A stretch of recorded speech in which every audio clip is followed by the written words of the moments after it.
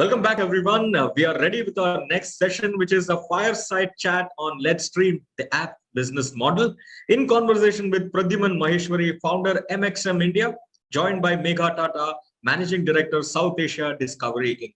Over to you, Pradyuman, sir.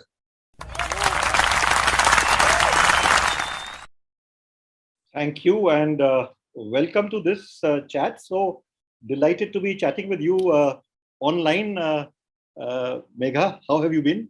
Good, PM. Lovely to chat with you on another medium, considering we chat on some other mediums as well. So this is wonderful to be part of this catch up as well. You know, this is supposed to be a fireside chat, so we'll try to warm up things a bit with our discussion. Tell me, for someone who has, the topic of the discussion is let's stream the Apt business model. For someone who has been through a professional career, driven by hard cash, how do you navigate a business where, especially the OTT and the streaming business, where there is money, but there's not enough money. It's more subscription, valuation, and etc. etc. So, as Discovery, you have taken the plunge on being a platform, and of course, you've been around looking at the entire entertainment sector. What's your view about it's obviously a business, but is there enough cash in it for people to make? Right, PM. So I think this is literally a millions of dollars of question for everyone is looking to answer. But let me put it into perspective here. I think, the way media and entertainment industry has evolved, not only in India, globally as well, there are businesses of yesterday, there were businesses of today, and there's a businesses of tomorrow. And the journey of the content consumption, which has taken place, has evolved the last few years. And definitely in the last couple of years, it has been a tectonic shift in the way people are consuming content and in not only what they're consuming, but where they're consuming. So it was imperative for businesses, especially the traditional linear businesses, to move into the businesses of the future, which is what everyone has done over various courses of their life cycle. And hence Discovery had to walk that path as well, because that is the way to keep the businesses more sustainable from a longer from a longer point of view, to be able to be the business of future. So with that as the backdrop, the challenge is, and that's not only to Discovery, but I think the overall ecosystem, people who are, migrating from the linear traditional business to the digital business, is that the money still comes from the traditional business. Today, the revenue model of, especially talking from an India point of view, television is still growing. Television still continues to be a key contributor to the revenue pie.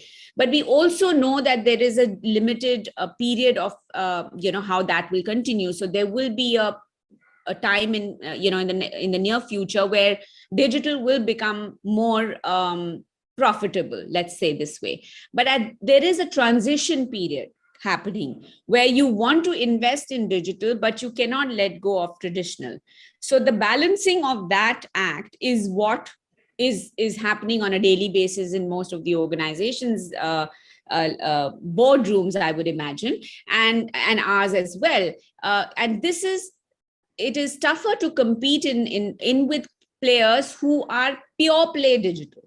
When Netflix and Amazon are pure play digital companies, but when Disney or, Discovery or Viacom or Sony, Z, all of them have been traditionally linear companies, right? And moving into digital, and both are important. So how do we balance these two is something we are working towards. And I believe that digital will eventually get into a self-sustainable model.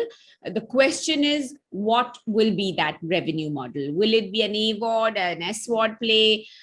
My bets are more on SVOD, but that's the jury is still out there.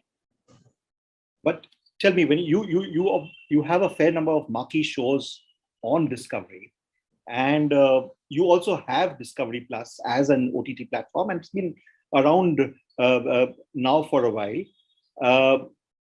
Do you factor in the revenues from the OTT at all, or is it essentially through sponsorships that you are looking at in terms of managing your costs? You mean on Discovery Plus? For all original content that you may plan for Discovery, do you factor in the revenues at all that you will get from Discovery Plus? Is it significant enough to take care of for a premium offering like Discovery? Yeah, of course. I mean, like I said, the revenue is so the way it needs to be planned is, so there is the content you're creating has to help drive subscribers, which is through Discovery Plus, and monetization through advertising on linear. So it is about balancing optimizing the content creation on both these mediums, and that is how we are working, playing that strategy out. So I mean, it's not an advertising led content creation proposition on Discovery Plus. It's a very subscriber driven role we play in terms of getting the people to subscribe to Discovery Plus for the content offering we bring to the table. So that's how we sort of balance it right now. Right. And tell me a little about your experience with Discovery Plus. How's it been so far, and where do you see things going? Because one of the things which we felt, and I remember writing an article on it when Netflix had come out, that Netflix had started, is that perhaps it will not work given the fact that people are not really willing to pay for content. They don't mind paying X amount of money for a vada pav or a bhel puri, but they don't want to pay for content. They all want it free or they want it pirated. But Netflix has changed that. You all have also been charging for Discovery Plus. Of course, there is a subscription offer, etc., that exists. But how has that experience been, and what is it going forward? Whatever you can share here with us. Yeah, sure. I think Discovery Plus's timing of the launch and understanding that there is an audience out there to consume this content has played to our advantage. Just like in the linear world, Discovery created its niche, that even though there was a very competitive environment with the GEC players, and the big games were being played there, but there was a very complementary offering Discovery brought to the table, because it was something which was a very sort of a special interest proposition for a lot of consumers, and that played out well in the linear world. So similarly, we identified a need gap which existed in the audience consumption pattern, as in content consumption pattern of the audiences, that everybody who does want their daily fix of entertainment, whether it's from fiction, movies, series, all of that. But they also would like to have content like ours, and so we become a very complementary platform versus a competitive platform.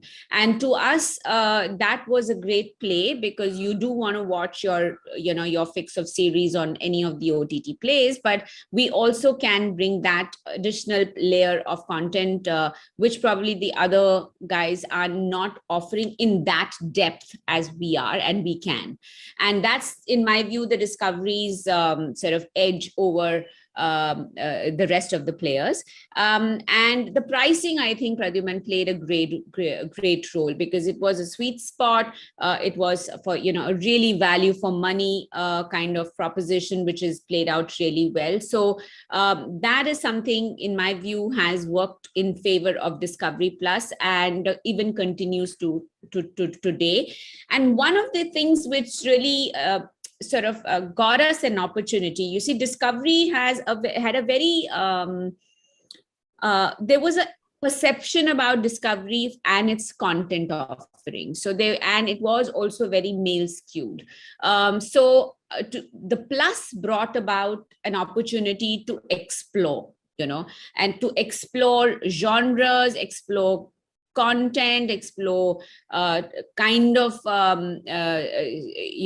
what will make more people come and experience Discovery as a brand. So that was the opportunity which we played out, and hence we worked on multiple other genres. So for example, lifestyle was not something which was big for us. Like lifestyle is a very small play we had in TLC, but nothing of the original Indian content which was in that space. But we experimented with a show called Star versus Food, for example, which was like a super hit for us, because it was food which was within our genre, but it brought in an Indian relatability, and that helped us bring women onto our platform. That brought in younger audiences into our platform, and that was something which played out. And we recently launched our international IP called Say Yes to the Dress, which is a super hit IP globally, and weddings and India are so interlinked with each other. We had to make an Indian version of Say Yes to the Dress, and it's been a super success, and we did a fabulous tie-up with the one and only Badshah, and we created this super song which has hit it's like the #1 song called Sajna, Say Yes to the Dress, which is super awesome. It's really likable, danceable as well, and it's the #1 song right now on every platform. And these are the interesting things we were able to do because of the Plus. Right. So I think that is what is exciting, and that is something we will continue to delve in the coming year as well. But as a company which has linear television as well as the streaming platform, is there sometimes a pull or a sentiment at, hey, let us put it on linear television first? When you see the show doing very well on OTT, you say, let's do it on linear because that's where we can perhaps make more monies. Is that, so how do you ensure that you yourself stay loyal to the content direction of the streaming platform? I wish there was an easy answer to that. And I wish there was a black book which I could just refer to and, and take those decisions, but it's not that easy, PM, and that's a reality. I think we just have to take those calls as we go along, which shows can come on TV, cannot, what resonate, what is the windowing. I think those are that's an ongoing process. So, but I think how we manage so far, it is a fantastic, I would say a fantastic midway we've got. And also let's realize that, the TV is a far bigger universe we're talking to right now, so, and the OTT universe is a subset of the overall TV universe, so it is, it's about being able to, there is a long way for OTT to reach that kind of numbers, what television is reaching currently in our country. So I think television still continues to be the big reach platform. So hence, it is in many ways not a right comparison. You have a larger, some people may have sampled the show on the OTT platform, but there's a huge audience which is yet to sample it. And hence that is the opportunity for the advertiser to reach that large audience, So I think how that balance, in my view, is possible. And that's how I think most of the platforms are doing it. Definitely Discovery Plus and Discovery is doing that. With Discovery Plus, in a sense, you have had the last big network getting into it mover advantage, so to say. Since you've been around in it now and you've actually, it's been on the wire, if one can say, what have been your experiences, and is there something that you think the sector ails that you perhaps would like to happens? Is there something that you wish Santa brings along on the 25th? You mean the overall for the sector, for the OTT sector, especially for the streaming sector? Well, I think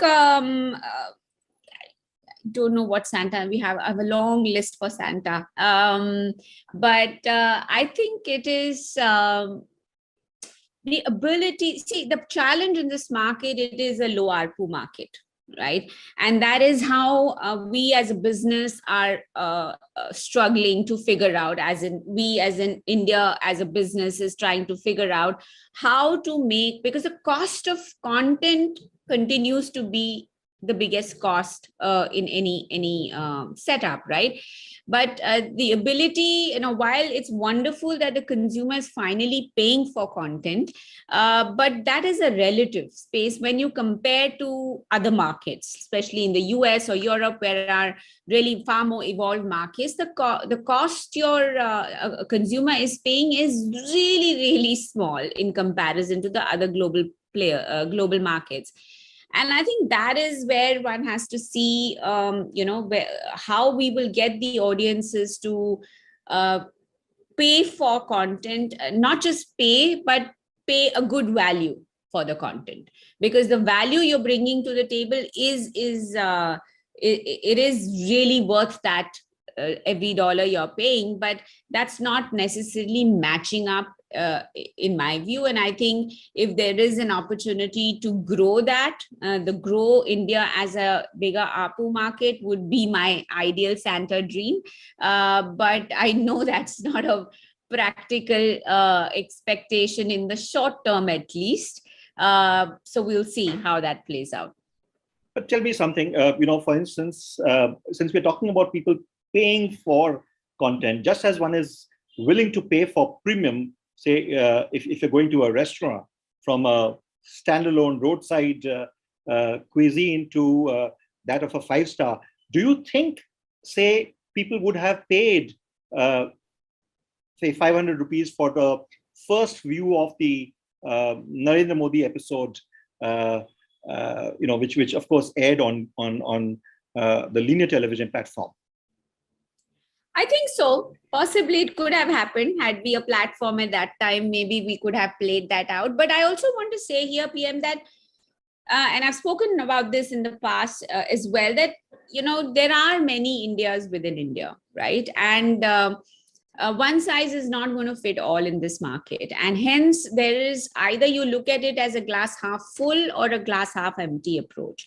The glass half full approach is that you can cater to various segments of our country in different price brackets and different content offering.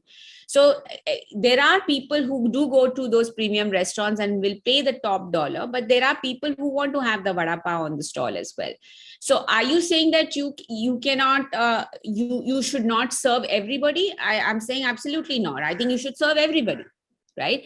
But how can you do that is possibly creating tiers, and saying that, okay, if you have to pay for that kind of content, you want that kind of premium content, then you've got to pay the top dollar for that. And if you can't afford it, then there is a different set of offering. Now, how do you define what is in this bucket and what is in that bucket is anybody's guess. That's a discussion, that's a conversation, and every platform will have their point of view on that. So I think that is that, in my view, might be the way the way the business might play out. And I think some platforms are anyway doing that. There are multiple price options being created for people of different segments of our country who can afford it. And I think it's not just about the pricing of it, but it's also what is being offered in the pricing, in my view, will be the areas you will see play out in the coming year. This is a question which almost everybody is been asking, and it's being discussed as to how has it been, and has it really impacted you, or has it impacted your content strategy the entire pandemic period? And given the fact that this pandemic-like situation may continue for a while, is there something that you're doing which is different from what you would have done pre-pandemic?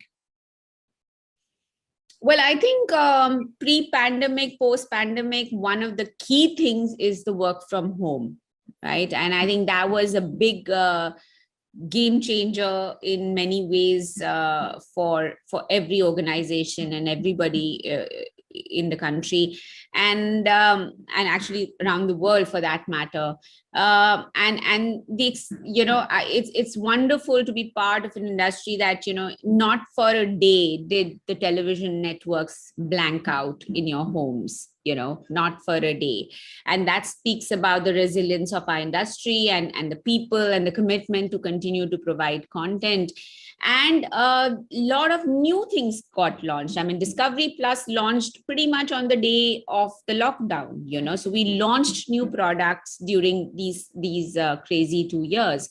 And I think that to me is the new way of doing things which have emerged, and how do we bring about, we continue to deliver our, content offerings to our clients and to our customers, and continue to offer those businesses, the opportunity of businesses with our advertisers. But there is a form of should I say, a hybrid model which has sort of emerged as a result of this, which will, in my view, be the way for next year at least, So there is a need to go back to the offices for sure, because, now that we are able to, we must and we should, because at the end of the day, it does make a difference when you're physically sitting and, working on things together. But there is a possibility to make that balance work now. So we don't have to be in two extremes, is what my view is, that that balanced approach can happen with these hybrid working models. And I think what the content we bring to the table and at what price will be the key thing, I guess, we all will be looking for and working towards for the coming year as well. Tell me, as somebody who has been part of this business, from the time Star got into the country to what it is now, how do you, as a professional, brace with the various technology changes that happened? You had the linear television, then of course the progress which happened, and technology is basically driving the way content is. You had linear television, you had in between radio getting into it, digital has become big. We are now talking about audio chat rooms and the work. So, what do you do as a professional to brace yourself for the new abnormal, as one would say? Yeah, I treat that as a new normal. That's what I do. So I accept, I acknowledge, and I embrace. So, the fact is that anyone in history who have tried to fight change haven't really done much, either with themselves or the fact that the change would anyway happen. As we know, the only thing constant is change. So, to me, I have used this an opportunity for learning. I come from a very traditional media background and experience, and for me to understand this new world was anyway quite overwhelming, to be honest. And, my daughters know far more about this world than I did. So I learned a lot from my daughters, and I learned from my wonderful young team. So I keep learning. Every day is like a new day for me. I'm a student of life, as I've always said. And I think that to me is something everybody should be open to, just accept it, acknowledge it, accept and work around it and embrace it. Because all this is going to get even more complicated. This is just the starting. There'll be more technologies. Right now, the AR, VR has to happen in our world. Then there's to be 4 immersive conversations have to happen. There is going to be so much more technology. People are going into space now on holidays. So the world is fully changing, right? And you cannot fight that.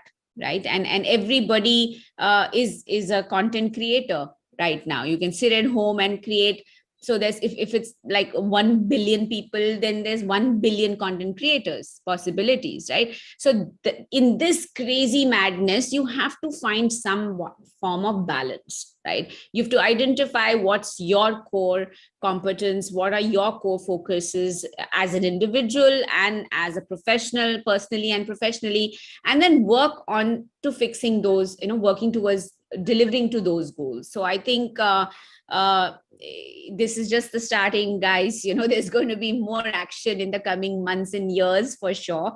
But I think if each of us sort of identify our happy space, we will probably be able to overcome all of that.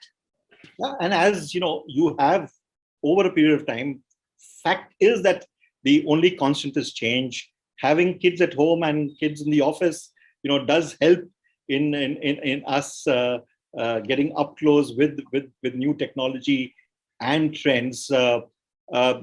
Is there one last thing that you would like to say in terms of what to expect that you think will happen in the next few months from your if I might say, stable of discovery? Oh, there's lots coming from our end, lots of new content. There's lots of never seen before kind of content, which is going to be quite revealing. I think maybe that's the right word. And, it's really exciting times from original content point of view. I think never has in the history of Discovery, being in the country for over 25 years, we have created so much of original content. I think just this year, we probably created that, more content than we did in the entire 25 years of our existence. So that's the exciting part. Amazing work being done by the content team, the marketing team. We are like pushing the agenda of driving Discovery Plus and making sure that, and the wonderful, the sales team who are bringing the dollars we need to keep everything on all the time. So yeah, so it's going to be lots of excitement in the coming months on from Discovery stable, as you put it.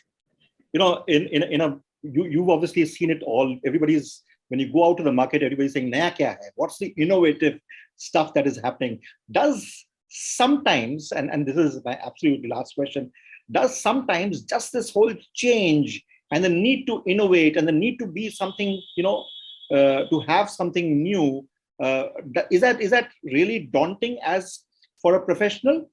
You just want to say, forget it, like maybe just go to the hills and do nothing else, no consumption of media, nothing at all, just soak in the skies and the sea.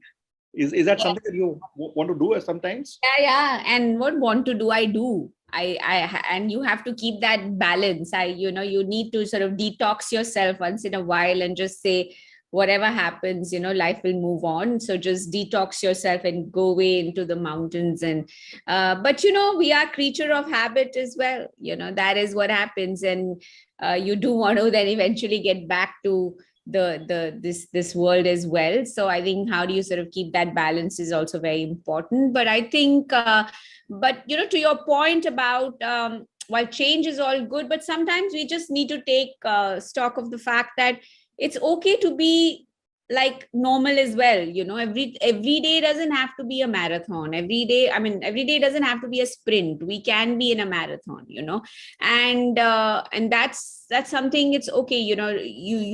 We don't know how a lot of things will happen. There's lots that's not in your control, whether it is technology or, how the world will eventually play out. But I think we can play that role of, creating that sort of sanity in this madness. And that to me will be I think, and one of the things which I have felt, because as a journalist and who's been in the media for a while, it's the core skill, is what is critical. The core skill of storytelling, the core skill of writing, the core skill of sales exists. Whatever be the medium, that doesn't change. So I think if that is what it is, and delighted to have to be chatting with you once again, Megha, on this session of IWM Webfest, India Webfest. which IWMBuzz is organizing. Thank you very much. Thank you, PM. Lovely chatting with you. And thank you, IWM, for this opportunity.